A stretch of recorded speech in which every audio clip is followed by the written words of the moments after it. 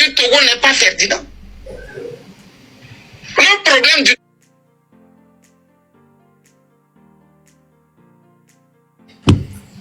Je peux dire...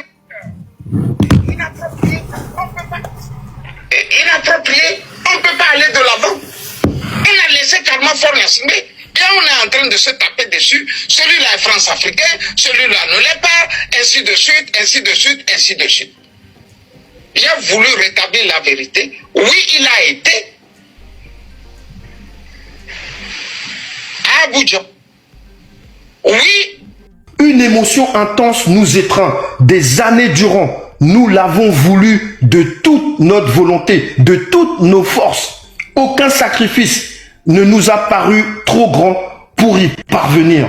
Nous l'avons attendu avec impatience, dans la fièvre et dans l'espoir. Et voilà que notre rêve devient réalité. Notre Togo va jouir de son indépendance.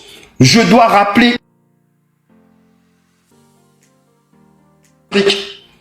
n'ont combattu la France pour avoir l'indépendance. On nous a donné l'indépendance. Et pourquoi on nous a donné l'indépendance?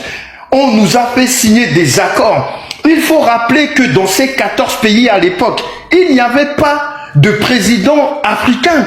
Il y avait des gouverneurs français. Et les 11 accords secrets coloniaux qui ont été signés, ils ont été signés non pas par les dirigeants africains, mais par les gouverneurs français, puisque c'était eux qui dirigeaient ces pays à l'époque. Donc, c'est certainement la raison pour laquelle aucun pays n'a eu l'occasion de remettre en cause ces 11 accords coloniaux, puisqu'ils ne les ont pas vus. Ils ont été signés par ceux qui dirigeaient leur pays à l'époque. C'est seulement après les indépendances qu'ils ont été devant le fait accompli. Et nous avons ici posé souvent la question, comment est-ce que nos dirigeants ont-ils pu signer un tel accord? La réponse, elle est là, elle est trouvée. C'est parce que les 11 accords coloniaux ont été signés en 1958 ou 1957.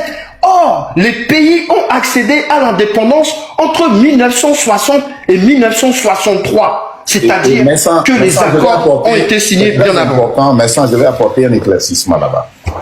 Rappelez-vous que ces 14 pays à qui la France a donné l'indépendance étaient sous tutelle de la France. C'était des pays autonomes. Qu'est-ce que ça veut dire?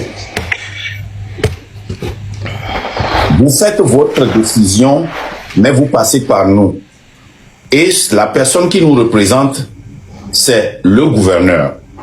Un gouverneur, normalement, dirige un État, pas un pays. Par exemple, quand vous prenez le Nigeria a des États comme les États-Unis d'Amérique. Et chaque État au Nigeria ou aux États-Unis ont des gouverneurs.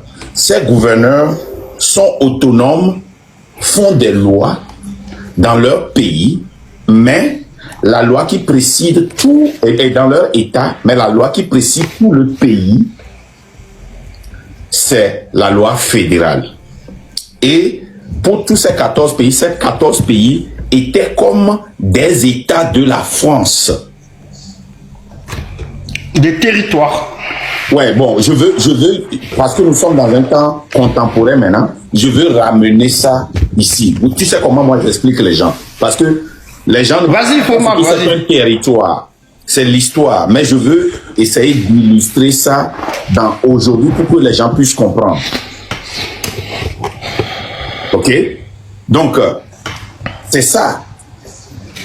Et ces territoires que moi, je prends comme des États aujourd'hui, les gouverneurs là, ce sont des Français. Et ces Français là, c'est eux qui ont signé des accords pour nous. Et l'une des conditions, c'est que, nous allons vous donner l'indépendance si vous signez des accords.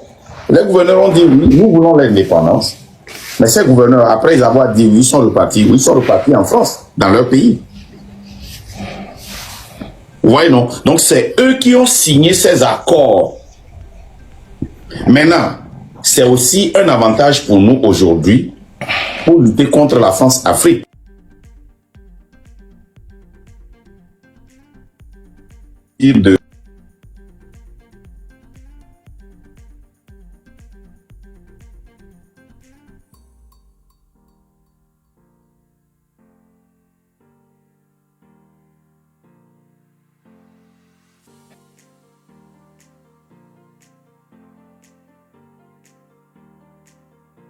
Ou bien on peut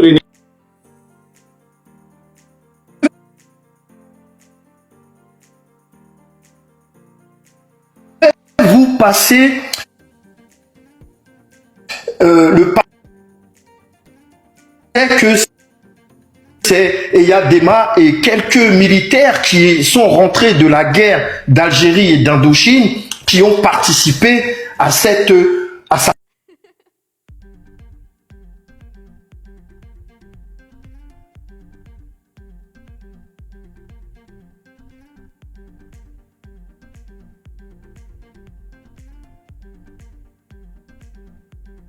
ou un militaire qui a participé au massacre du peuple camerounais un peu plus tôt dans les années 50. Après ces massacres perpétrés au Cameroun, il a été transféré, muté au Togo auprès de Sylvanus Olympio.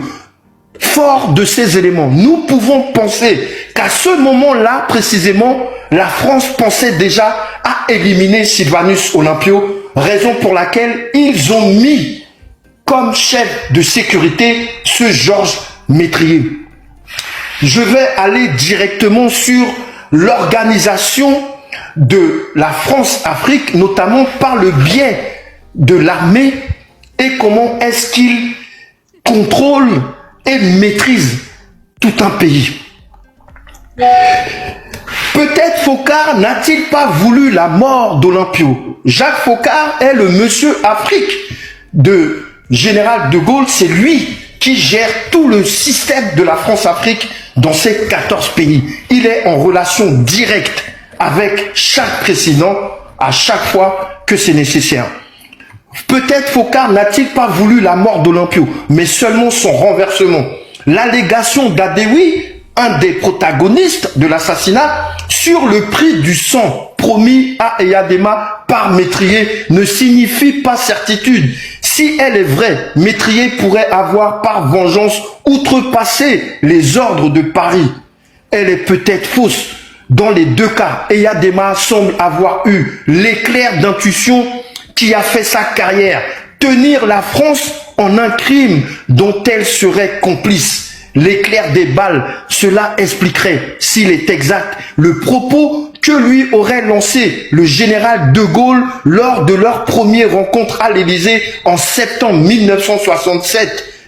Général de Gaulle dit à Eyadema, « Vous avez tué Olympio, vous avez eu tort. » Il n'empêche, dès le 10 juillet 1963, l'Élysée s'est lié par un accord secret de défense à une armée togolaise dont Eyadema est devenu l'homme fort. Il commande en effet une nouvelle compagnie d'infanterie regroupant les anciens de la guerre d'Algérie. On va voir que il y a un lien entre tous les militaires africains qui ont participé à la guerre d'Algérie et à la guerre d'Indochine. Tous les présidents, après les indépendances, ont fait la guerre d'Algérie et la guerre d'Indochine dans l'armée française. Donc, ce sont des agents à la botte de la France. Ils n'ont jamais défendu la cause de leur pays et la cause de leurs concitoyens. C'est ça qui nous fait dire que la France-Afrique est présente dans nos pays.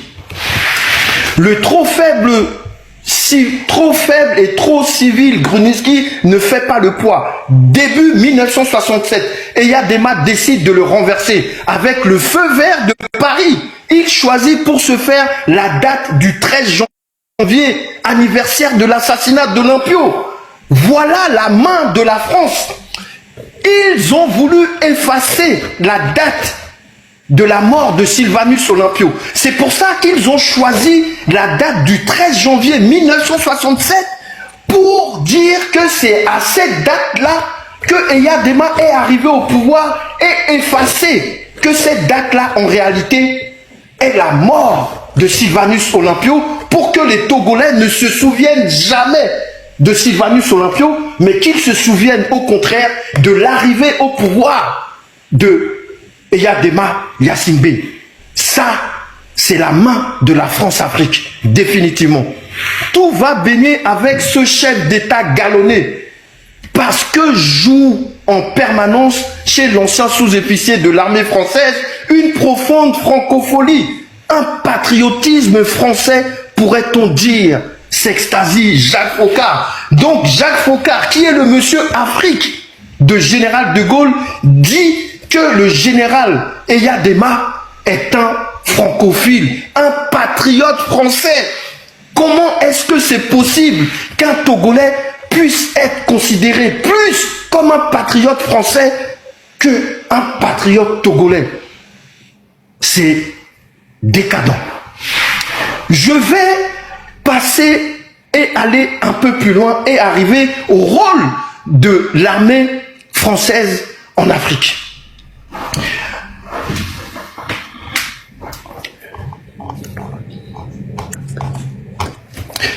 Mais ça, alors, tu as 10 minutes. Oui. Ok.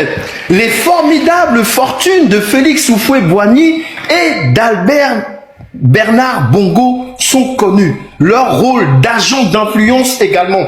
Avec eux, Abidjan et Libreville sont devenus des tourniquets de valises à billets. S'y installent aussi parfois des norias de colis d'armement lors des complots ou conflits contre la Guinée, le Nigeria, le Libéria, le Congo. À chaque fois qu'il y a eu des coups d'État dans la sous-région, ça a toujours été l'œuvre de la France-Afrique. Il y a toujours la France-Afrique derrière tous les coups d'État dans ces 14 pays. Et je vais y arriver maintenant. L'armée française a tissé pendant toutes ces années des liens avec leurs agents étant les présidents en place. Et quand un président ne remplit pas son rôle, on le remplace par son aide de camp, son ami, son proche, son plus proche collaborateur. L'armée française est l'un des principaux instruments au service d'une politique qui vise au maintien de l'ordre néocolonial mis en place à partir des années 1960. Elle assure la défense et la protection des pays et des dirigeants vassalisés de la France et symétriquement réprime les mouvements ou déstabilise les régimes qui s'opposent aux intérêts de l'ex-métropole. Imaginons que la France-Afrique n'existe plus aujourd'hui. Je vais vous emmener quelque part. Ces intérêts de la période coloniale sont d'abord économiques, à commencer par ceux qui assurent l'indépendance énergétique de la France. L'uranium, le pétrole ou le gaz obtenus à bas prix. Je rappelle ici que jusqu'à ce que la France soit bottée hors du Niger, la France payait l'uranium à 0,90 centimes le kilo. Alors que quand la France achète l'uranium au Canada, c'est 200 € le kilo. Il y a quelque chose qui ne va pas.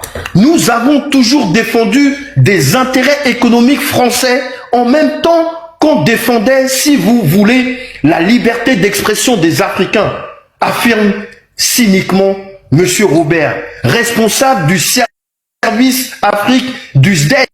Le SDEG n'est autre que le service des renseignements extérieurs de la France. Le même explique encore, les pays producteurs étaient très sollicités, courtisés par la concurrence, d'où la nécessité de ne pas relâcher la pression et de maintenir des contacts étroits et amicaux.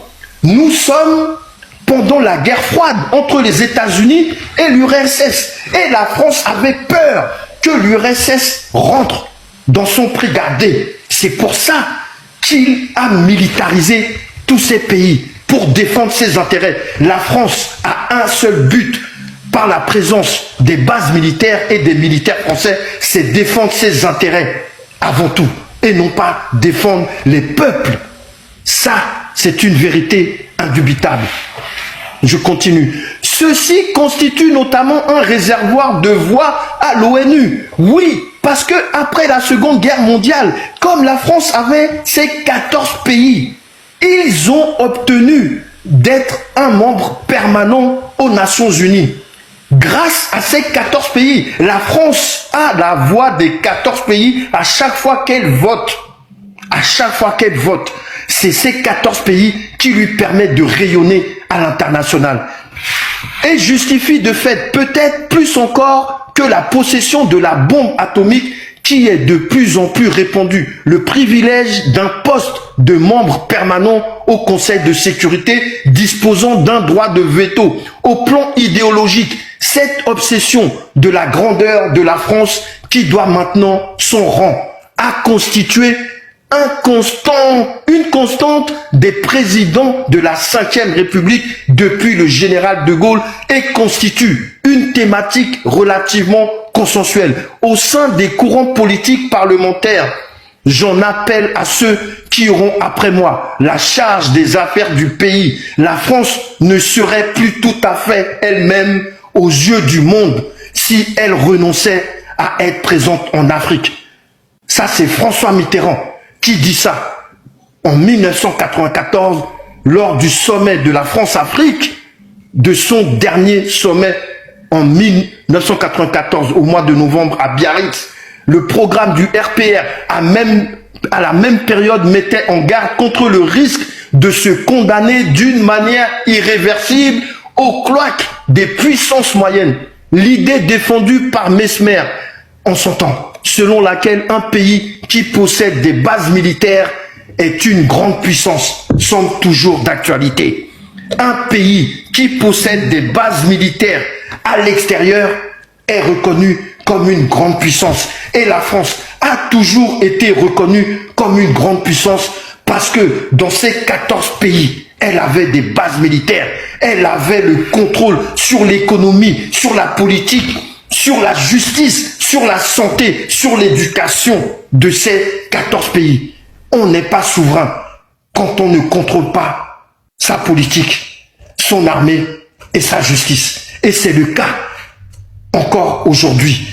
Les milices qui sont aujourd'hui officiellement présentes au Togo, ces milices-là, elles sont de la France.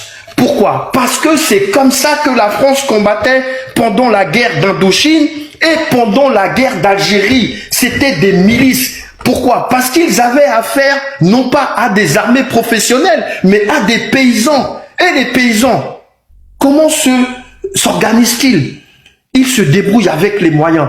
Et la France a créé des milices pour les contrer. Et ces milices, après la fin de la guerre d'Indochine et d'Algérie, elle a transporté ce système milicien dans les 14 pays africains. Et c'est ça qui existe encore aujourd'hui. On rappelle que depuis 2005, il y a des miliciens au Togo.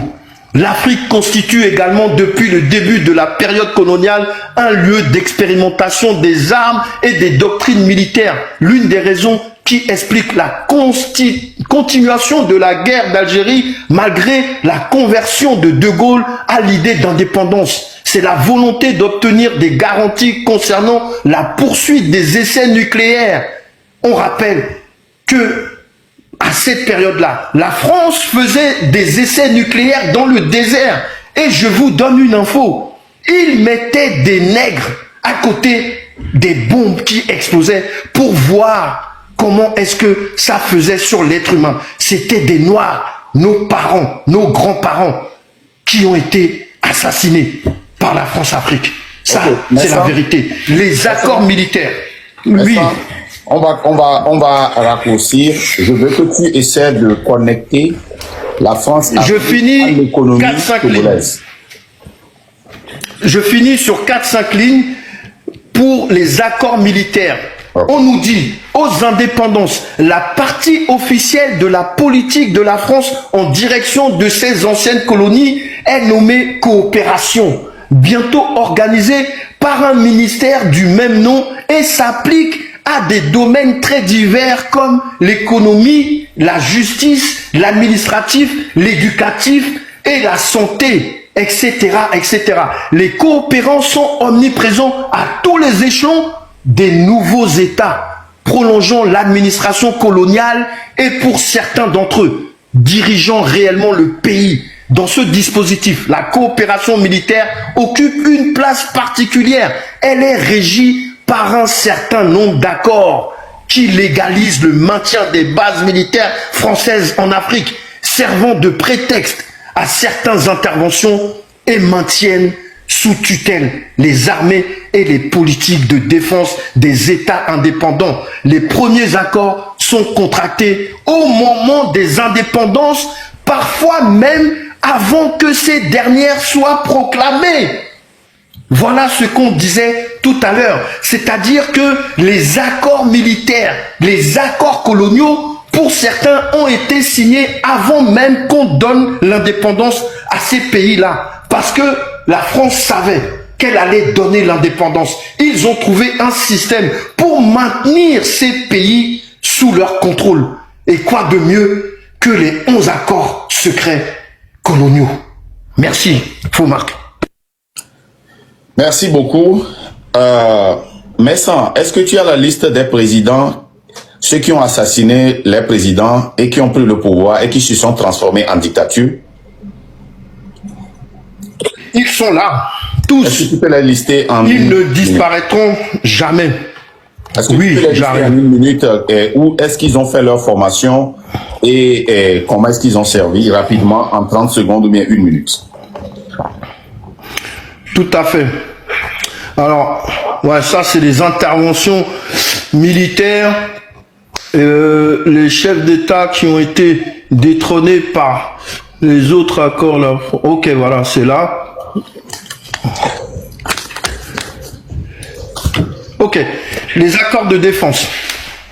Les premiers accords, la protection des troupes françaises a dispensé les anciennes colonies de constituer des armées coloniales trop fortes. Mais pour des raisons sans rapport avec un quelconque pacifisme, les dictateurs craignaient la rivalité de généraux trop puissants, tentés par des putschs ou pire, des armées de conscrits trop proches des populations et trop sensibles à leurs exigences de démocratisation. Ces accords contiennent également des clauses ou des annexes secrètes dont certaines ont été révélées depuis. Deux d'entre eux sont particulièrement importantes. La clause d'approvisionnement préférentiel stipule que les républiques africaines signataires informent la République française de la politique qu'elles sont appelées à suivre en ce qui concerne les matières premières et produits stratégiques et qu'elles réservent la priorité de leur vente à la République française. Alors, le 27 juillet 1960, la République centrafricaine, le Congo et le Tchad. Le 15 août 1960, le Gabon. 2 jours après, le Niger. Ça, c'est les indépendances. Hein. On restait donc en 2008, le Sénégal, la Centrafrique, le Gabon, on ne sait quel pays, où sont attends.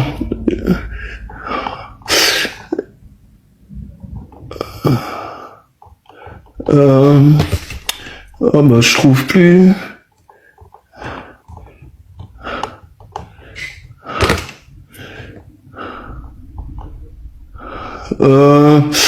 30 secondes. Ah non, ça c'est les interventions. Ouais, ça c'est les interventions militaires. En France, peut-être que c'est ici.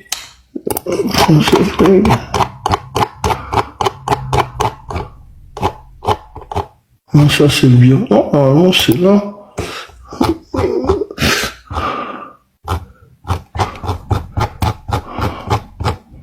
Mais ça, tu as fini? Ouais, laisse-moi une minute. Pourquoi l'armée, Ok. Bon, il n'y a pas de problème, reste là-bas. Reste là-bas. Je te fais signe dès que je tombe dessus. Ouais, ok, reste là-bas. Je vais commencer par monter des gens. Rappelez-vous, on parle de 3 jours. D'accord. On parle de Madame Nyakade. On veut aussi enterrer l'histoire du voyage de Ferdinand aujourd'hui. Et on veut aussi parler de comment est-ce que la France, Afrique, ce système étrangle les pays africains et comment est-ce que ça nous affecte politiquement, socialement, religieusement, économiquement. Et on enterre tout aujourd'hui. Donc, si vous avez des questions, montez. Et Messan va rester ici pour 1 minute. S'il trouve son truc là, il va passer. Et faites vos demandes. Voilà. On va prendre au plus 10 personnes. C'est exagéré, hein, parce que comme on discute beaucoup là, donc je sais pas si je peux prendre 10 personnes, mais si on arrive à prendre... Ah, je viens de voir là les gens, n'est-ce pas? Je vois. C'est avec quel compte? Quel compte on a supprimé? Est-ce que quelqu'un peut m'écrire ça? J'espère que c'est pas la diaspora, hein? C'est la légende de ta diaspora. Non, moi j'ai vu la diaspora qu'ils ont supprimé. Là, j'ai gardé la légende de ta mère. Voilà, je suis la légende de ta mère. Je viens de voir la légende de ta diaspora, la légende. Jamais. Ça, c'est la légende de ta diaspora 2. Abonnez-vous massivement à ce compte, j'en ai besoin pour la bataille. C'est grave, Marc, ce qu'ils m'ont fait. Ils m'ont fait mal. J'ai mal. J'ai très mal. La légende de ta diaspora est là, c'est ça, non? Non, non, c'est pas ça. Ça, c'est pas ça. Légende, regarde, la légende de ta diaspora, je vais cliquer sur ça. Oui, regarde. de ta diaspora. Oui, j'ai cliqué sur ça. Non, c'est pas ça mon compte. Mon compte, tu verras le dernier interview, tu verras plein de choses. Moi, je publie pas ces choses-là. Ça, c'est des gens qui m'ont tagué. Ils m'ont effacé de la scène de TikTok. Ah, c'est grave. Voilà. Omar, j'ai retrouvé. Maintenant, je suis la légende de ta mère. Si tu n'es pas content, va lui demander à ta mère. Voilà.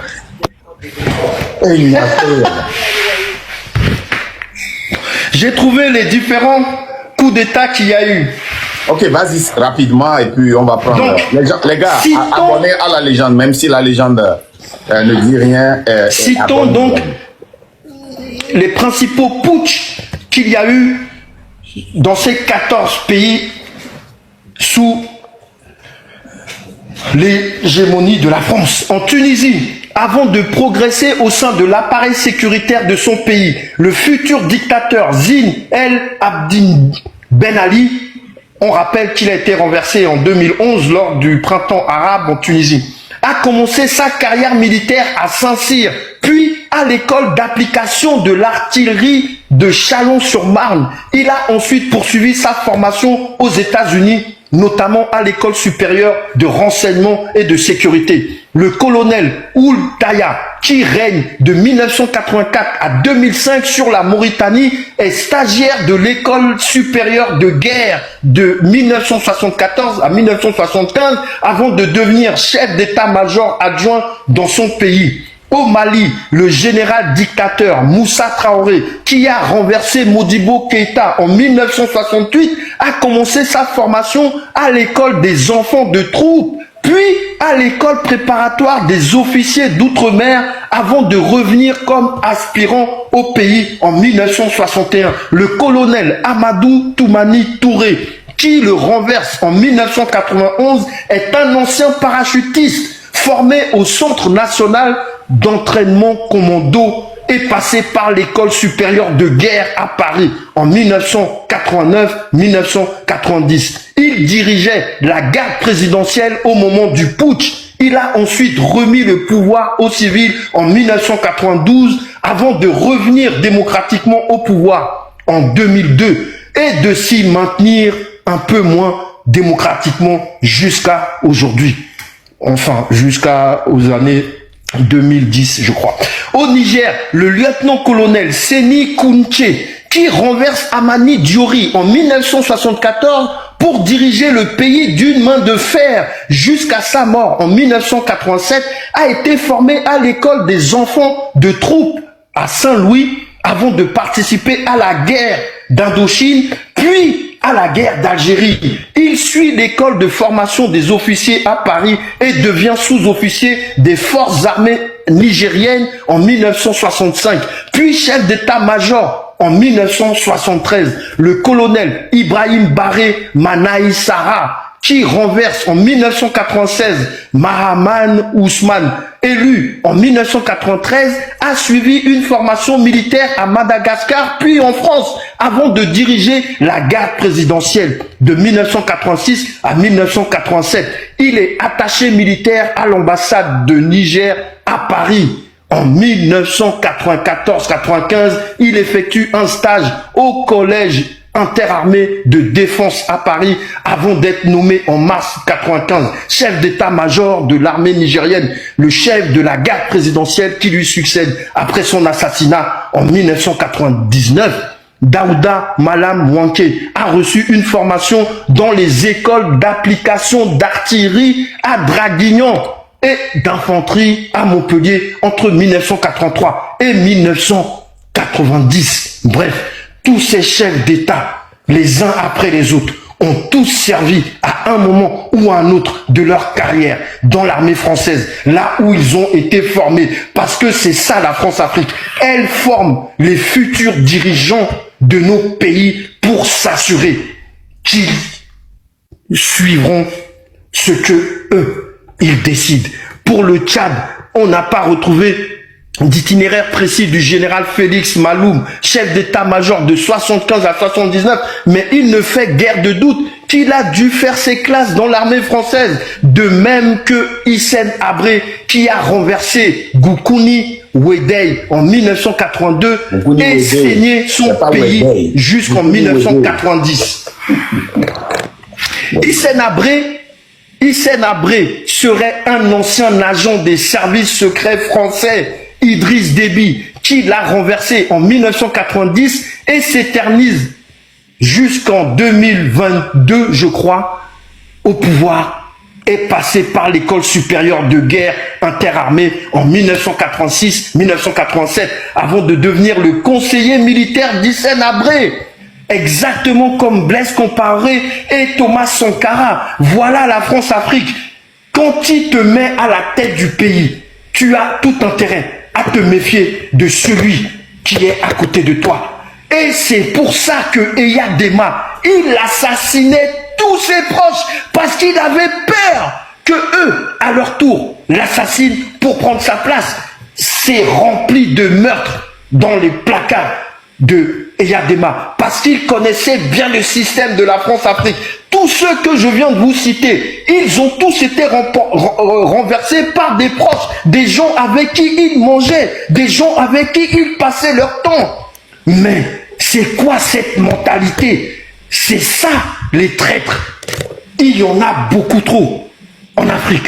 En Guinée, Lassana Koné, qui prend le pouvoir par un putsch en 1984, après la mort de Sékou Touré, et ne l'a pas lâché depuis, il est mort, hein, a le parcours classique, école des enfants de troupes de Bougainville en Côte d'Ivoire, puis vétéran des guerres d'Indochine et d'Algérie. Tiens, ils sont pratiquement tous passés par la guerre d'Indochine et d'Algérie.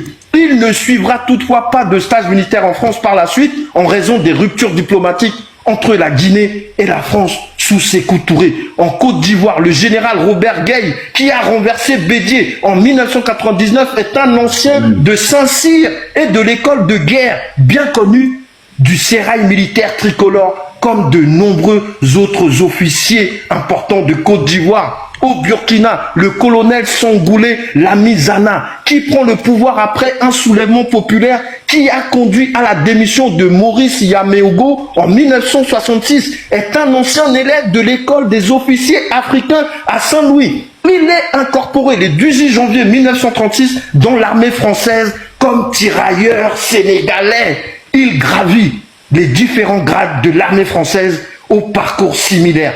L'armée nationale de Haute-Volta, le colonel Saïd Zerbo, qui le renverse en 1980, a également combattu en Indochine et en Algérie avant de faire l'école supérieure de guerre de Paris. Blaise Compaoré, qui prend le pouvoir après l'assassinat de Sankara en 1987, a été formé à l'école d'infanterie de Montpellier en 1975-76 avant un stage dans les troupes aéroportées en 1977 et un stage de perfectionnement d'officier parachutiste à Pau en 1982. Au Togo, Yassingbe et Yadema, qui assassinent sur ordre de Foccart et de la France le président Sylvanus Olympio en 1963 avant de lui succéder. Jusqu'en 2005, a été recruté dans les rangs de l'armée coloniale française en 1954, envoyé en Indochine, puis en Algérie. Il atteint le grade de sergent à la fin de la guerre.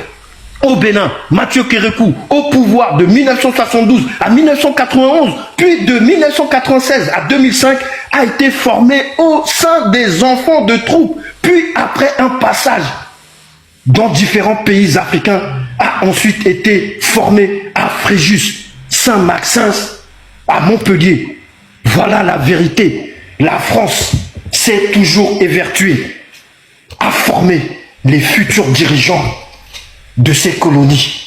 C'est pour ça qu'on ne peut pas réfuter, on ne peut pas dire que la France-Afrique n'est pas notre lutte. Elle est définitivement notre lutte. Parce que si on renverse fort et que le système demeure, nous resterons encore des esclaves. Faux Marc, plus que jamais, nous devons continuer à parler de la France-Afrique pour que nos frères et sœurs sachent à qui on a affaire. On ne lutte pas aujourd'hui contre la France-Afrique, mais quand on renversera le pouvoir, chaque Togolais ne devra pas oublier que fort n'est que la façade de la France-Afrique. Merci. Merci mon frère. Vous voyez, vous nous dites que on n'a pas besoin de l'intelligence dans cette lutte. Si quelqu'un ne s'en bat pas pour faire des recherches, comment peut-il venir vous lire, vous expliquer ce qui se passe au pays? Moi, comme je l'ai dit, je ne suis pas en train de faire une lutte contre la France ou les Français. Non, loin de là. Je ne suis pas en train de faire une lutte contre l'Allemagne ou les Allemands. Non, loin de là. Je ne suis pas en train de faire une lutte contre les États-Unis d'Amérique ou les Américains, non. Je suis en train de faire une lutte contre un système qui pille mon pays. Et si les États-Unis font partie de ce système, je vais les dénoncer. Ce pays qui m'a tant donné, qui m'a donné ce que mon pays m'a pas donné. Quand mon pays m'a vomi, c'est ce pays qui m'a donné tout ce que j'ai aujourd'hui. Mais cela n'empêche, c'est ce pays même qui m'a tout donné, qui m'a appris à lutter et à tenir droit, debout pour ce qui est juste. Et je tiendrai toujours debout pour ce qui est juste. Je ne permettrai jamais que ce bon pays dans lequel je vis fasse partir d'un système qui étrangle mes parents. Cette France-Afrique qui, à travers les gouverneurs, ont accepté notre indépendance. Nous n'avons jamais, quand les gens disent que Sylvanus Olympio a lutté pour notre indépendance, non. Le Togolais n'a jamais lutté pour son indépendance. Ça, c'est la vérité. On nous l'a donné. Et comme les Américains le disent, quand tu ne luttes pas pour quelque chose, tu ne connais pas l'importance. Comme nous n'avons jamais lutté pour obtenir notre indépendance, on nous l'a échangé avec des accords coloniaux. C'est pour cela que nous sommes dans cette merde. Et pour sortir de cette merde, il faut aller arracher notre indépendance. Il faut déchirer l'indépendance sur le papier et aller arracher. Et comment est-ce que nous allons arracher cette indépendance si nous avons toujours ces accords coloniaux qui nous lient? Quand nous parlons de la France-Afrique, de ce système qui nous a liés depuis notre indépendance, que nous n'avons pas lutté pour gagner, cette indépendance qu'on nous a vendue. Et le prix, c'est l'exploitation de nos pays, l'exploitation de nos richesses, c'est nos taxes, c'est nos revenus. Si nous n'allons pas la retirer, nous ne serons jamais indépendants. Quand vous allez sur ma page Je suis Togo, depuis que j'étais coach Marc jusqu'à Je suis Togo, vous allez voir que j'ai toujours écrit à chaque 27 avril la question suivante. Est-ce que nous sommes vraiment indépendants? Non, nous ne sommes pas indépendants. Maintenant, il y a des pays qui luttent pour leur indépendance. Le Burkina, il verse du sang pour devenir indépendant. C'est pour cela qu'il lutte contre les djihadistes qui sont financés par la France-Afrique de nos jours. Le Niger continue par verser du sang. Tant que nous n'allons pas verser le sang sur l'arbre de la liberté pour reprendre notre indépendance, nous ne serons jamais, jamais libres. Cette France-Afrique nous pille. N'importe qui on met dans ce fauteuil pour remplacer Faure Essossim Nyasingbe ne pourra rien faire si nous sommes toujours liés par ces accords. Il faut déchirer et renégocier certains accords. Et comment est-ce que nous pouvons arriver là-bas? L'histoire que Fomessan vient de vous lire montre que chaque fois qu'un jeune, un vaillant, Togolais, Malien, Ghanéen, Burkinabé, Béninois, Ivoirien se lève pour réclamer l'indépendance de son pays, on utilise la personne qui est plus proche de lui pour l'assassiner. Et c'est ce c'est comme ça on les éduque dans les écoles militaires françaises.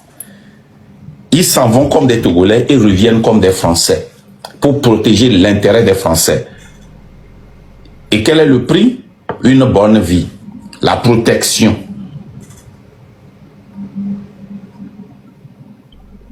Si moi, par exemple, Marc Nda, je remplace Faure et j'ose aller aux Champs-Élysées et dire que je veux renégocier les accords ou bien je déchire certains accords, si la légende est proche de moi, ils vont, je ne dis pas que ça va arriver, hein, vous les coupeurs là, ils vont l'utiliser pour m'assassiner.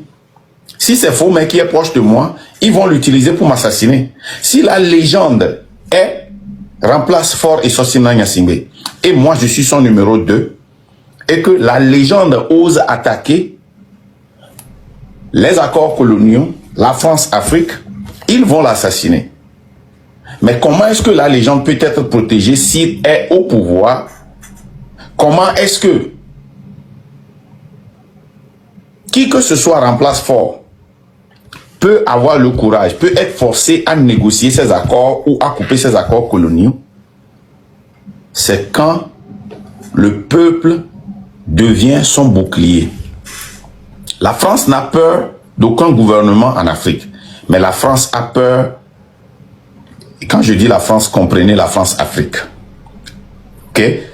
La France-Afrique a peur du peuple africain, du peuple togolais, du peuple burkinabé, du peuple béninois, du peuple camerounais, du peuple ivoirien. Voilà la vérité. Et si nous parlons, nous éduquons le peuple aujourd'hui de la France-Afrique, c'est pour que le peuple soit éduqué politiquement, pour forcer la personne qui va remplacer Faure Essossim Nyasingbe, cette mafia, ce cartel, pour changer ça avec un système qui bénéficie toi et moi. Voilà. Fomessan, merci beaucoup. Passe une bonne journée. Marc, juste 2 minutes, je vais montrer une vidéo qui vient de m'arriver pour montrer aux gens vraiment ce qui se passe aujourd'hui. Elle dure 2 minutes. Vas-y.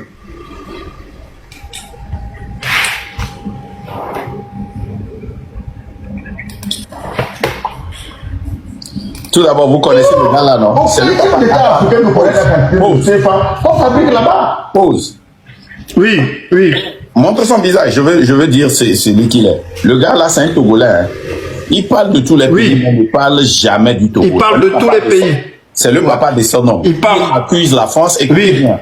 Une seconde. Il critique la France. Il critique le franc CFA. Ce qui est juste, Mais il ne critique jamais le Togo. Il élève toujours qui fort et Sosinam Yassine. Ça veut dire que tu peux te dire un France-africain. Tu peux te dire un panafricain. Tu peux te dire contre le franc CFA, mais supporter la dictature. Ça n'a pas de sens. Allez-y. Non, aucun chef d'État africain ne connaît la quantité de CFA qu'on fabrique là-bas. Le CFA lui coûte quoi? Le papier de pression, un peu d'encre, un peu de courant, et puis bon, on fabrique le CFA. Donc, tout leur est donné gratuitement. Vous l'aurez payé les ports, je suis d'accord, mais en CFA. Aucun pays noir n'a jamais. Et puis, le pire, quand tu vends, et ce n'est pas à la France que tu vas ailleurs, l'argent de ce tailleur va à la Banque de France, ça ne vient pas chez toi. Mais est-ce que les Africains, écoutez, soyez sérieux, vous avez besoin de quoi pour comprendre l'arnaque, la supercherie, le vol, la crapulerie, la dénégation des droits de l'homme, la dénégation de la démocratie? Vous avez besoin de quoi pour comprendre ça? Les seuls qui ont compris, c'est les trois amis du Sahel. Ils se disent, écoutez, même si c'est au prix de votre vie, on ne peut pas accepter cette supercherie. On ne peut pas accepter ça. Nous sommes quand même des humains. Donc, si la France avait fait de nos pays de véritables partenaires, économiquement parlant, la France serait le pays le plus puissant en Europe. Ça ne serait pas l'Allemagne. Parce que quand tu as 14 pays aussi vastes, aussi riches, mais je ne vois pas en Europe qui peut te faire un câlin. Mais c'est l'Allemagne. Il disait qu'on a pris le Deutsche Mark comme référence. Parce que l'Allemagne a une économie puissante, une monnaie puissante. Pourquoi les Allemands ont une économie puissante, une monnaie puissante? Parce que les Allemands acceptent de travailler dur, n'ayant pas d'esclaves à exploiter, ni en Afrique, ni en Calédonie, ni dans les Caraïbes. Les Allemands se sont mis au travail. C'est ça le problème, c'est ça la différence. Il n'y a pas de miracle en Allemagne à part le travail. Arbeit. Yeah. Ah, donc, et comme il a dit, comme toute cette pagaille ne suffit pas, on veut faire le chef de guerre. Mais écoutez, on l'a déjà dit ici la dernière fois, hein. Pourquoi le général Chil, le chef... Tu vois, mais le gars là, c'est sa crédibilité qui me fait truc là, parce que les gens ne le prennent plus au sérieux, parce que le pays dans lequel il vient, il accuse toujours, il dit les vraies choses quand il s'agit des autres pays. Il élève l'AES quand il veut que le Togo joigne l'AES. Mais il ferme ses yeux et il défend le Togo, et c'est comme ça qu'on le renie chaque fois. Ça, et puis ça fait mal. Moi, je vois ces vidéos, moi quand tu n'as pas la crédibilité, je ne sais pas. Hein, c'est très mal. Difficile. Mais il a soulevé un point important. Ouais, non, c'est qu'aujourd'hui, on dépend du franc CFA. Et si on dépend du franc CFA qui est fabriqué en France, Faumark, ça veut dire que la France-Afrique est toujours là. Oui, moi, mon problème, ce n'est même pas parce que c'est fabriqué en France. C'est dans quel trésor le CFA? Mais ça, c'est dans quel trésor le CFA? Oui. C'est pas dans le trésor français? Mais si, on dépose notre argent chaque année. Mais ce qui me tonne, hein, chaque année. Est-ce que le Togolais sait que le franc CFA est fabriqué en France, est dans le trésor français, mais nous ne pouvons pas dépenser. Les 14 pays là ne peuvent pas utiliser cette monnaie qui est gardée en France, qui est fabriquée en France. En France. Mais la monnaie qui n'est pas fabriquée dans ces pays, qui est le franc français d'avance et maintenant l'euro, est dépensée. Nous achetons, si nous avons l'euro, nous sommes obligés d'acheter ça, d'acheter le franc CFA pour venir dépenser ça. De convertir à chaque fois. Et pour repartir, on rachète l'euro pour repartir. On perd de l'argent. On perd de l'argent. Ça veut dire que si tu as 1000 euros et que tu veux dépenser les 1000 euros en Afrique, du départ jusqu'à la fin, ça va te coûter 1200 euros. Parce que tu vas perdre 200 euros. Ok? Il faut faire le change. Les 1000 euros, tu dépenses 1200 euros pour l'acheter et tu dépenses 400 euros, ce qui te fait perdre 400, pour dépenser 800 euros. Et tu vas perdre combien? 400 euros. À chaque fois. Ça coûte très cher. la volonté de Sylvanus Olympio de créer une monnaie nationale togolaise, la goutte d'eau qui aura fait déborder le vase et précipiter son assassinat. Je vous lirai ça tout à l'heure dans notre live. Merci Faux-Marc. Et la goutte d'eau, c'était le CFA. C'était le CFA. Ouais. Il voulait dégager le CFA et créer sa monnaie à lui. Ça dit, on va tout tuer tout à l'heure. Le général de Gaulle a donné l'ordre de l'assassiner immédiatement. Aujourd'hui, les dictateurs africains enferment et tuent leurs fils et filles qui osent parler du CFA. Tout à fait. Si tu es au Togo, tu as la chance de vivre. Si tu insultes fort, que si tu parles, tu oses parler du CFA. Au Togo, aujourd'hui, si tu ne me crois pas, essaie. Aujourd'hui, au Togo. Il y a Kako Noubokpo qui en parle tout le temps. Kako Noubokpo, l'ancien ministre de l'économie togolais, qui en parle tout le temps et qui réside au Togo et qui vient aussi souvent en France ici pour des séminaires sur le franc CFA où il veut que le franc CFA s'arrête. Donc, c'est pour te rectifier sur aucun Togolais. Non, il y a Kako Noubokpo. Mais ça, tu devais le savoir, ça. Mais le privilège Tout qu'il à a, fait. J'ai lu 2 de ces articles la semaine dernière, Faux Légende. Et je vais en relire un certainement ce soir sur un de nos panels. Légende. Maintenant, je vais te clouer avec un clou. Ok? Aucun Togolais ne peut être au Togo et parler des rapports ITIE. Ben oui, ils en ont parlé sur la chaîne qu'on a montré là. Ils en ont parlé sur une chaîne. On a même montré ça Et ici. finalement, quel est le prix que tu paies? Mais je t'ai dit qu'ils ont déjà parlé. Ils ont déjà parlé. Il n'a pas été arrêté. C'était Gakadé, ancien ministre, Non, ils en ont parlé lors d'une émission télévisée. On l'a vu ici. Bon, maintenant, au Togo, lequel est plus dangereux? Parler de fort ou bien parler du franc CFA? Fort. C'est ça que tu penses. En tout cas, tu penses qu'il y a beaucoup plus de gens qui parlent de fort du CFA que de fort? Non. Alors, fort, Marc, je sais que tu le sais. Fort Gnassingbé utilise une posture de pseudo-panafricain. Il veut passer pour un panafricain, c'est pour ça il laisse les gens parler du franc CFA. Ok, là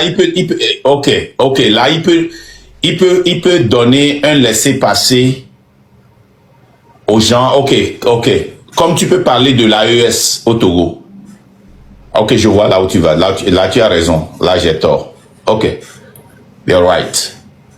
Maintenant tu vas au mur là-bas, je vais te clouer. Non, tu as raison. Parce que j'ai oublié qu'il se fait passer comme un panafricain. Donc, il aura les mains clouées et puis il sera critiqué par les panafricains et l'AES s'il attaque quelqu'un qui parle du franc CFA. Mais le franc CFA est plus dangereux dans les pays, dans les dictatures, que attaquer les dictateurs. Parce que les dictateurs, eux, ils s'attendent qu'on les insulte, qu'on les attaque. Tu vois, non? Bon, d'accord. Merci beaucoup. Merci, Faux-Marc. Merci, Merci, un bon travail. Tu as fait un bon travail. Je démontrerai un peu plus tard que Fort Gnassingbé n'est pas un panafricain. Et tu sais pourquoi Fort Gnassingbé n'aime pas qu'on parle de lui tout le temps? Pourquoi? Ouais. Je t'ai posé la question. Pourquoi tu me demandes pourquoi? Je ne sais pas. C'était moi, j'apprends. Éduque-moi. Tic-tac. Parce qu'il a peur de se faire retirer les prêts internationaux à cause des privations des droits humains qui n'arrêtent pas de perpétuer. Tu sais, les morts, tu peux les cacher dans un placard, mais après ça sent mauvais. Quand tu remontes l'histoire, Ali Bongo, vous savez la réelle chute d'Ali Bongo, le pourquoi d'ailleurs? Ouais. Si vous savez ça. Ouais, il y a eu des exactions qu'ils ont fait les élections précédentes et il y a eu beaucoup de morts. Les Gabonais ont beaucoup tapé dessus. Il y a eu beaucoup de morts.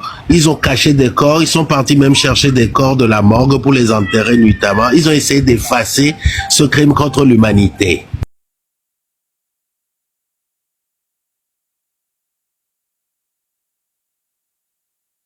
Et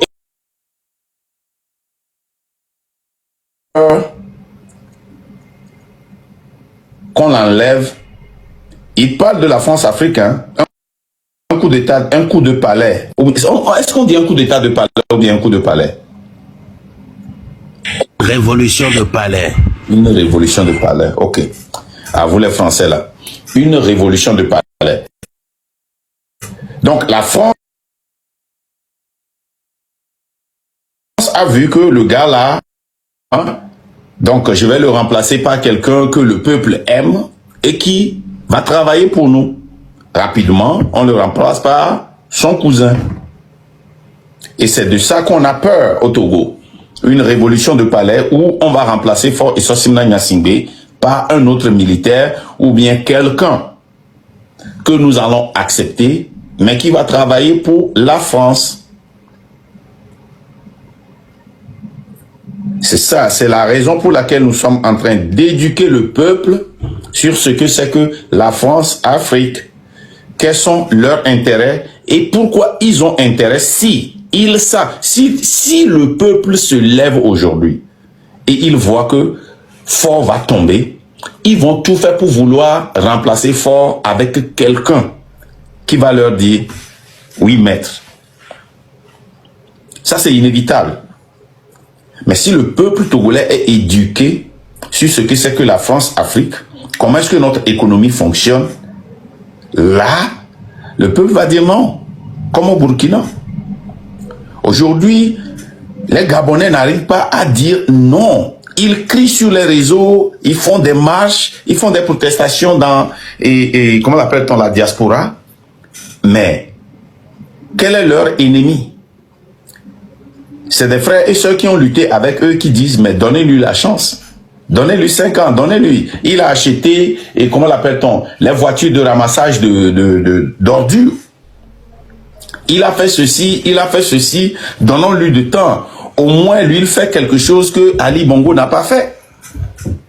C'est comme ça que ça se passe. Et vous allez voir, quand il va finir son premier mandat, ils vont dire, oh, lui, il a fait qu'un seul mandat. Donnez-lui la chance. Vous pensez que tout le problème que Ali Bongo a créé là, il peut résoudre tous ces problèmes-là en un mandat?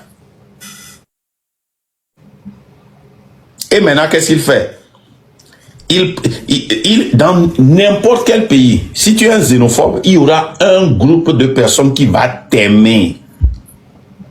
Et il renvoie les Africains. Et il dit que les autres Africains viennent voler certains travaux. C'est pour cela que le pays est pauvre. Et tenez-vous bien. Il lutte pour retirer Drebado, Kapintado, Timati Sassa,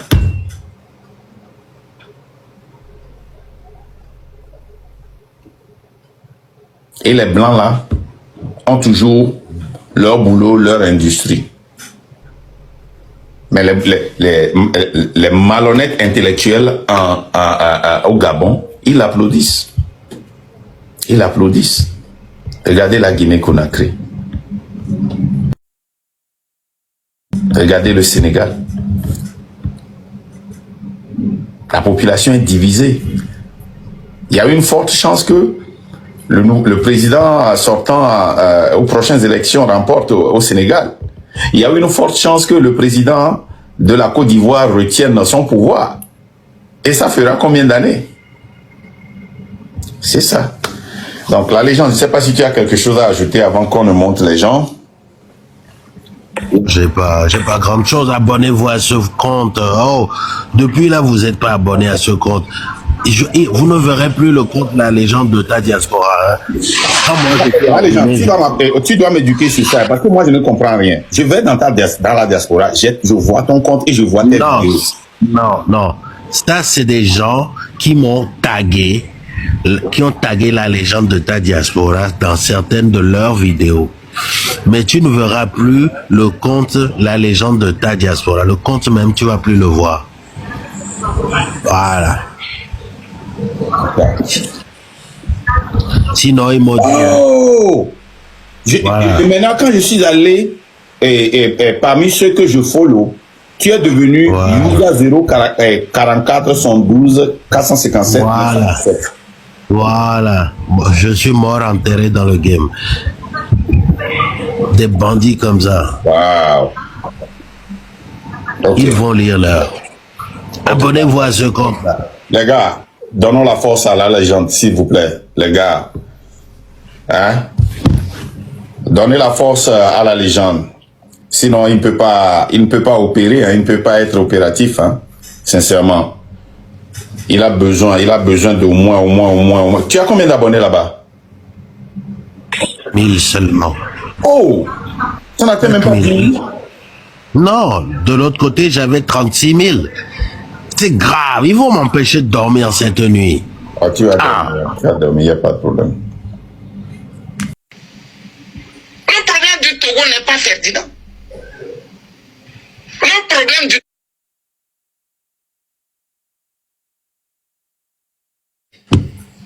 je peux dire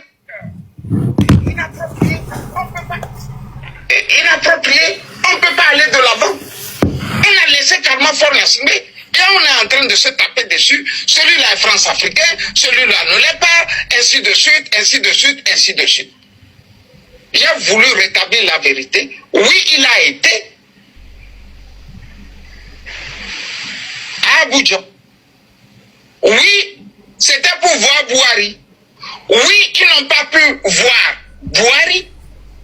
Encore moins Godlock, Jonathan. Mais ils ont vu les seconds couteaux. Et ça n'a pas été quelque chose de sérieux que ça. Si vous vous rappelez dans mes sorties, j'ai fait des éléments audio, j'ai dit attention. Il y a eu des journalistes qui roulaient pour des hommes politiques. Je parlais de Ferdinand. Parce qu'en ce moment,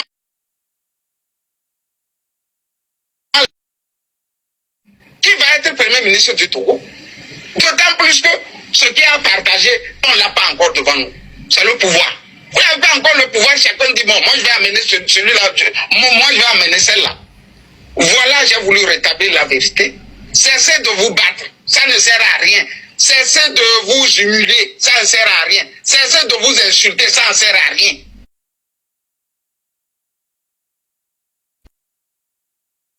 De quelqu'un qui nous brime. Sinon, nous tous là, nous allons vieillir ici. Hein. Si fort est encore au pouvoir, ce qui veut dire nous allons vieillir ici. Moi, je veux rentrer. Je ne suis pas venu en Europe pour rester. Je veux rentrer chez moi. Le Togo, là, c'est chez moi. Donc, on doit faire en sorte de chasser Faure Gnassingbé. Et tout le monde maintenant peut aller vaquer à ses occupations.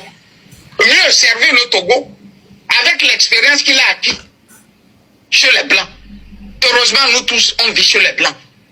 Quand j'ai dit ça, j'ai voulu vous dire, les hommes, les vrais hommes, se tapent dessus. Et après, ils vont prendre un pot ensemble. Bonne journée à vous trois et que la paix du Seigneur soit avec vous. Camus Sali.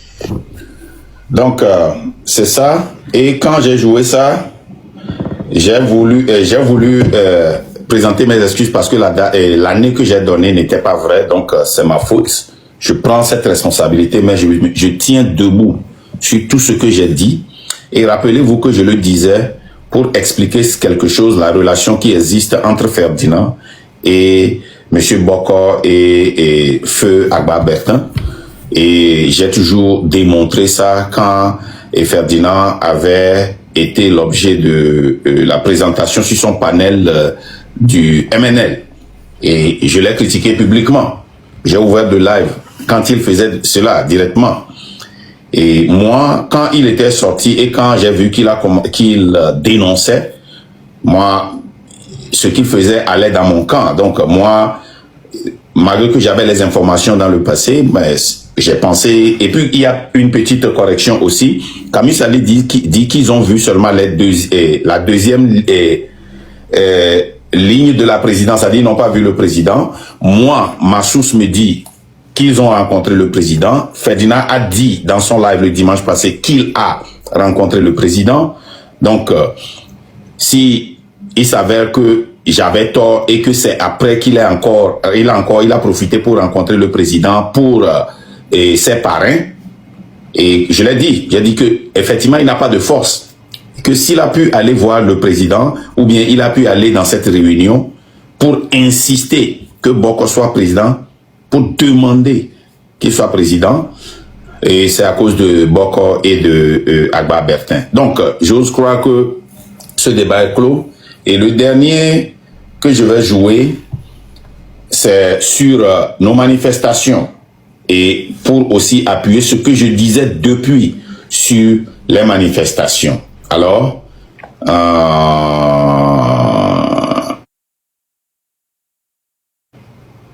les manifestations,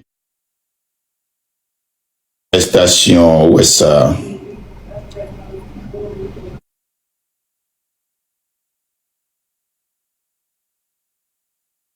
Que je suis sorti il y a 23 mois. J'ai toujours dit que les manifestations ne vont pas nous sauver, les marches ne vont pas nous sauver, ne vont pas faire partie du gouvernement, les partis politiques ne vont pas nous sauver, la société civile ne va pas nous sauver, c'est la population qui détient la clé du départ de Fort, la clé de la prison. On y va.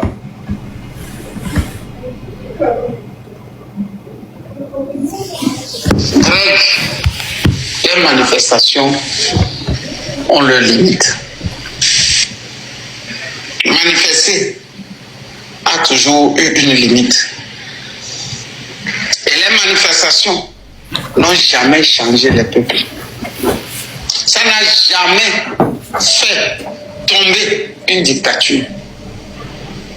Si la manifestation fait tomber une dictature, sois-en sûr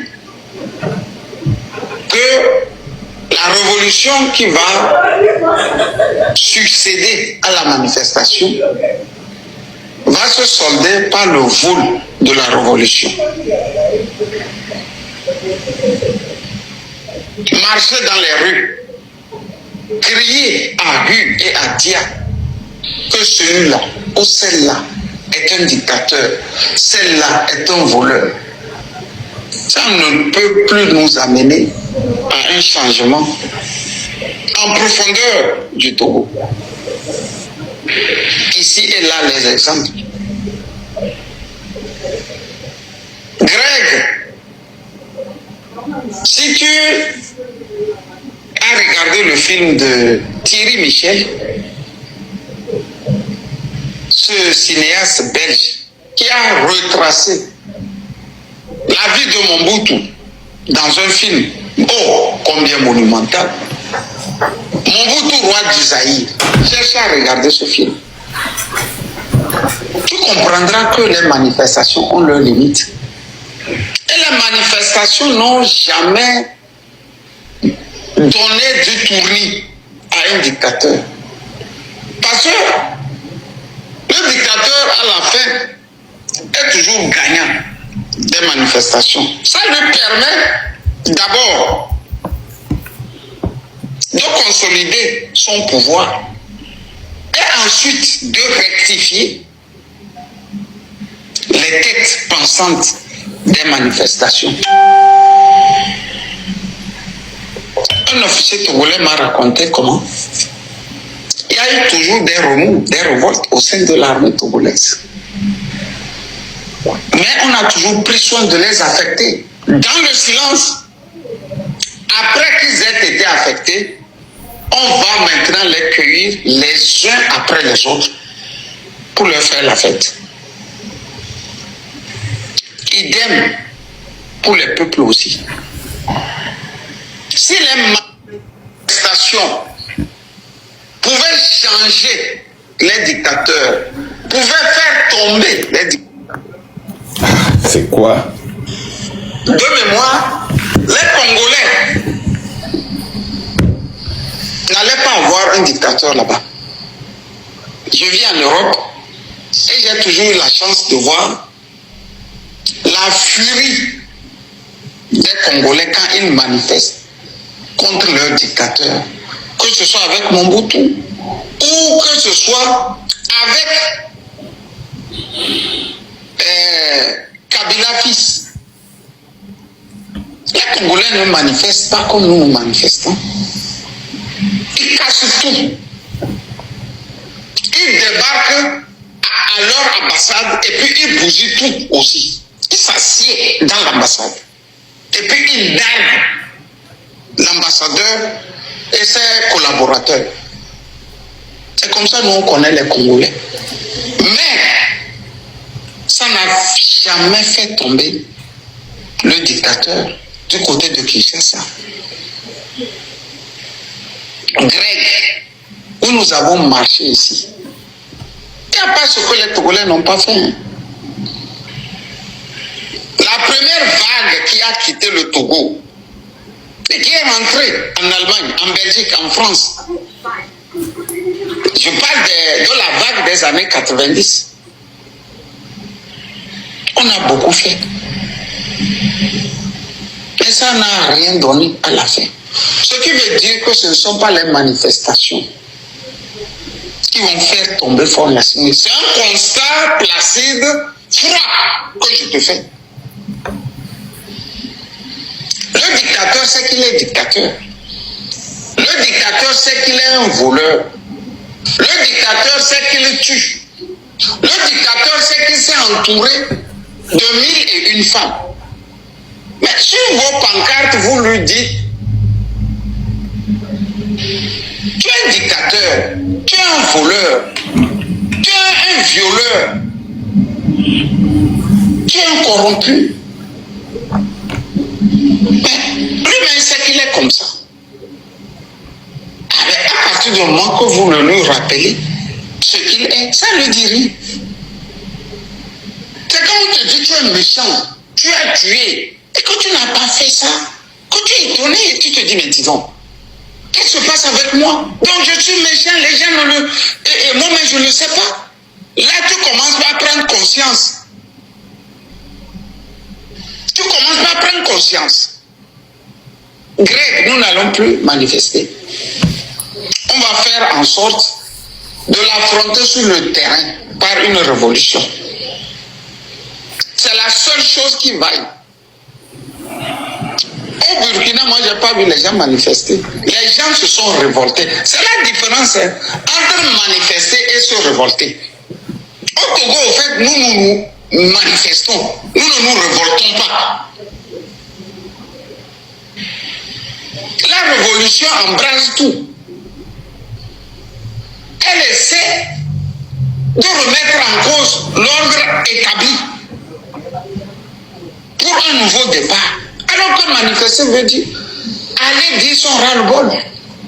Tu n'en peux plus. Si tu peux changer quelque chose dans la direction de ta gestion, je suis déjà satisfait.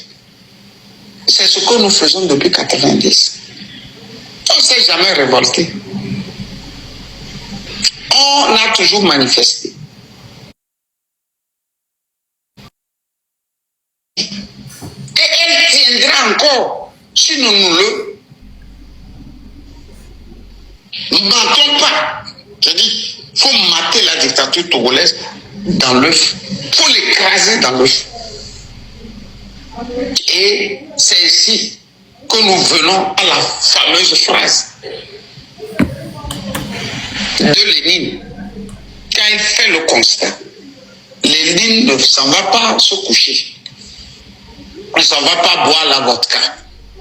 Quand il a fini de faire le constat, il vous pose la question: que faire? Quand on a fait le constat, on fait quoi maintenant? Ils nous tuent, ils nous volent, ils privent nos enfants d'une bonne éducation, ils ne construisent pas le pays. Ils prennent l'argent du Togolais, ils renvoient, ils investissent en Europe. On fait quoi pour le lui barrer la route, le chemin? C'est ici que je veux prier à toutes les intelligences de venir et qu'on discute et qu'on laisse palabre. Parce que ici, c'est un drame national. Tu as un problème d'intérêt national, d'intérêt public. On fait quoi? On a un dictateur, on a un gros fainéant qui ne sait pas que un pays, on le console. On a quelqu'un qui est malade dans la tête, qui se dit que lui, il est né pour vous diriger. Et en retour, vous n'avez rien à lui demander. Greg, on fait quoi? On a un tyranno. François Boko dit que c'est un impoli. C'est pas moi qui dis ces phrases. C'est François, le commandant François Boko qui dit. C'est un impoli. On fait quoi? Quand vous avez un impoli à la tête du pays, on fait quoi avec lui? Qui peut discuter avec un impoli? Qui peut faire quelque chose de grand avec un impoli?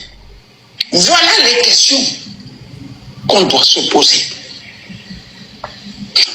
Pour ma part, aller encore dire qu'on manifeste,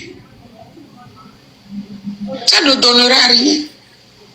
Ces amis occidentaux qui paradent dans les rues de Lomé sont convaincus que manifester, c'est la manifestation aussi de la démocratie.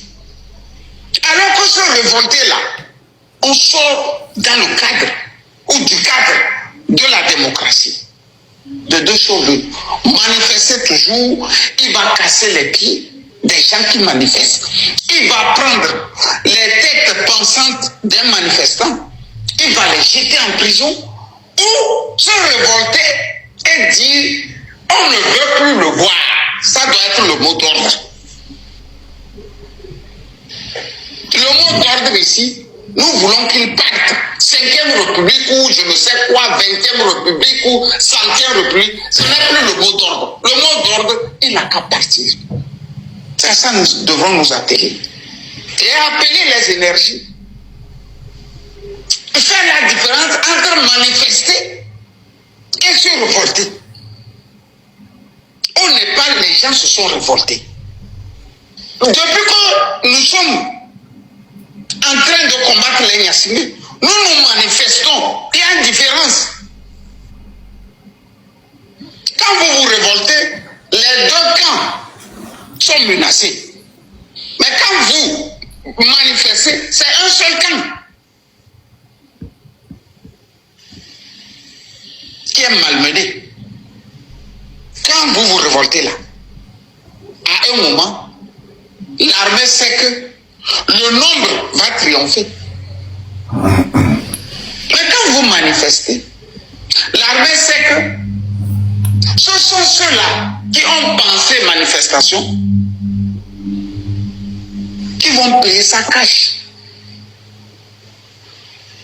C'est ce que nous voulons pour le Togo. Ici, il nous faut un leader. Il nous faut un leader qui rassemble tout le monde. Et beaucoup d'études nous le disent. Dans une société, si 3,5% de la population sort marcher, normalement un tyran doit tomber. On n'a pas dit 5%. Hein. On a dit 3,5%. Ce qui veut dire que si 100 000 personnes sortent au moins dans Lomé, logiquement, Sfonasme doit tomber. C'est à ça qu'il faut s'atteler. C'est ce qu'il faut faire. C'est le travail qu'on doit faire. Si on a encore ça, à Sokodé, à Palimé, c'est ça les Kotokoliens disent, Foura Azal Nalanda. Je ne sais pas si vous connaissez ce qu'ils appellent le foura. C'est un truc fait de lait et puis de mie, je crois. Très succulent. Si le truc là tombe dans du lait avec le sucre ou du miel, mais c'est très délicieux.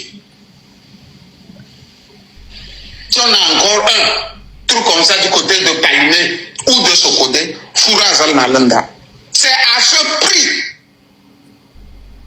qu'on peut dire que le Togo de demain sera meilleur. Sinon, tant que nous allons dire il y aura manifestation le 5, le 6, le 7, on ne va pas aboutir.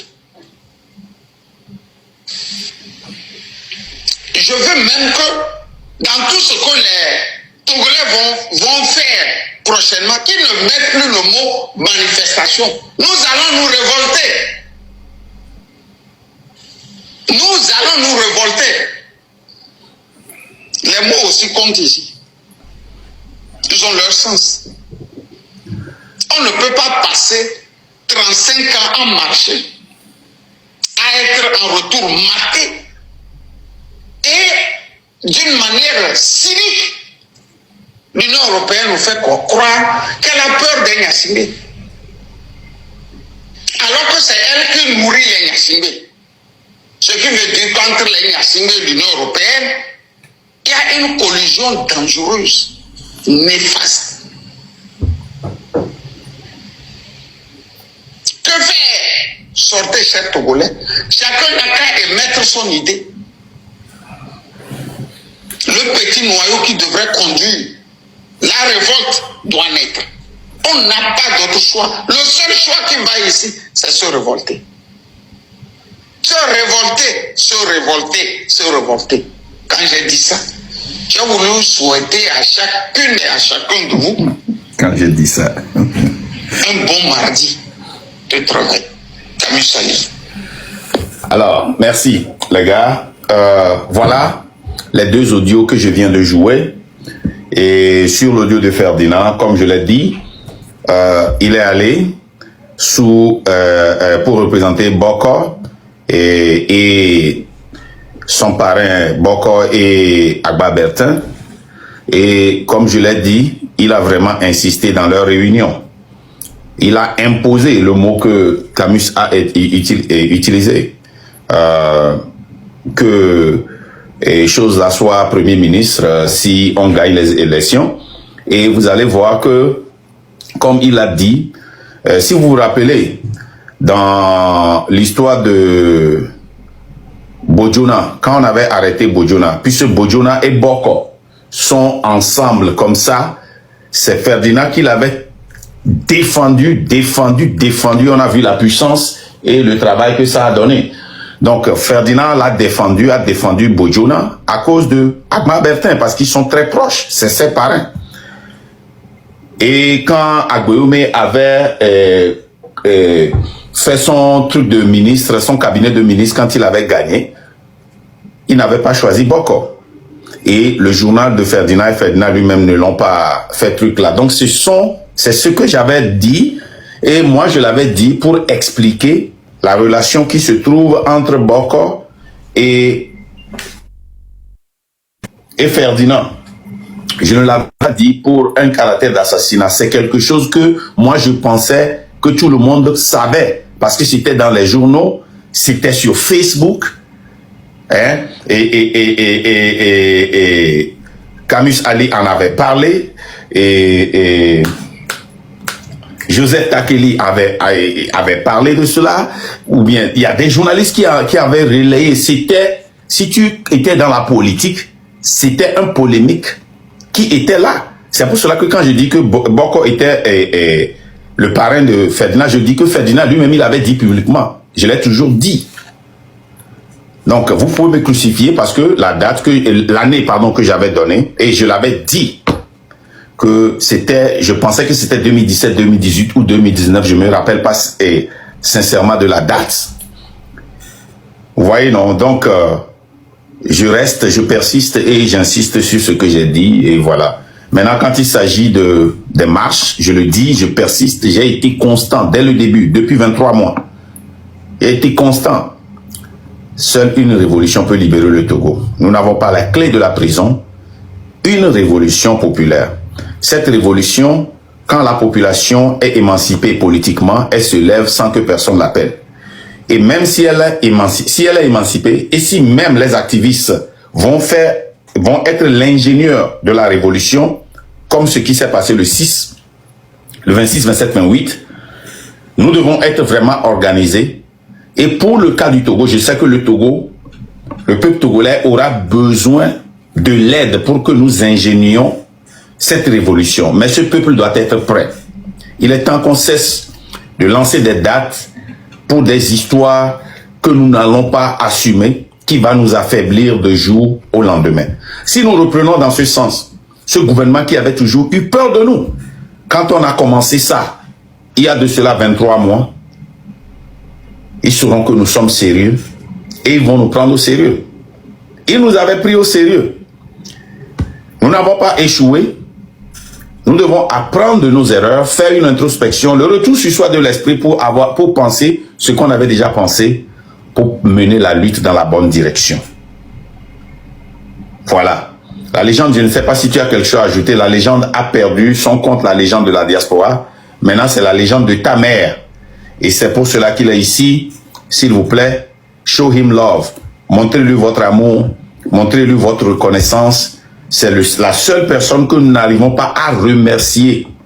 Il abandonne sa femme, ses enfants, pour conduire 2 heures de temps, 3 heures de temps, pour aller représenter la lutte, pour aller répondre, pour aller corriger. Ce n'est pas facile. S'il vous plaît, abonnez-vous à lui pour qu'il puisse continuer le travail qu'il est en train de faire. La légende, est-ce que tu peux clôturer? Oui, rapidement. Le film est fini à ça. Dès qu'on y a des mains, le film a pas assez.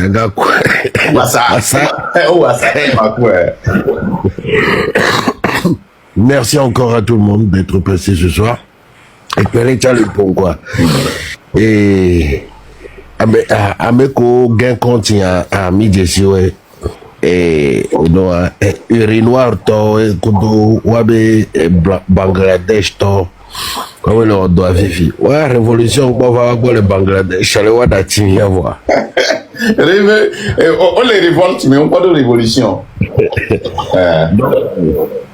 Et abonnez-vous massivement à ce compte pour continuer à suivre nos décryptages, nos actualités et nos actions, nos futures actions.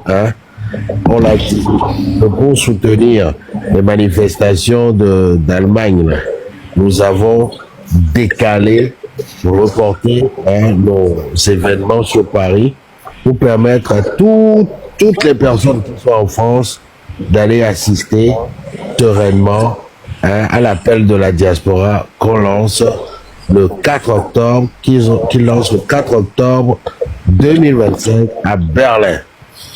Et ensuite, le 7 et le 8 novembre 2025, ce sera le tout premier événement du train, une opération coup de poing dans une université de la Sorbonne, en face, c'est à la place Panthéon, juste en face de l'Institut des droits humains, de recherche sur les droits humains.